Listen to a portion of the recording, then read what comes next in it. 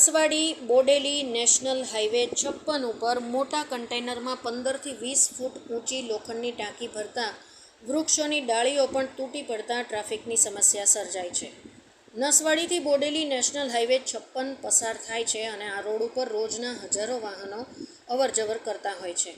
Devaliya road ઉપરથી એક કન્ટેનરમાં 15થી 20 ફૂટ ઊંચી લોખંડની ટાંકી ભરીને પસાર થઈ હતી, જ્યારે ધામસિયા ગામ પાસે કન્ટેનરમાં ભરેલી લોખંડની ટાંકી ઊંચી હોવાને કારણે વૃક્ષો સાથે અડી જતા વૃક્ષોની ડાળીઓ તૂટી પડી હતી. વૃક્ષોની ડાળીઓ તૂટી પડતા ટ્રાફિકની સમસ્યા પણ ઊભી થઈ હતી અને કન્ટેનરના લીધે વાહનોની મોટી કતારો પણ લાગી હતી, જેના લીધે વાહન ચાલકોને ભારે મુશ્કેલી પડી હતી. આવા ભારદારી વાહનોના લીધે અકસ્માતનો ભય પણ રહેલો છે. મુકેશ પરમાર, નસવાડી.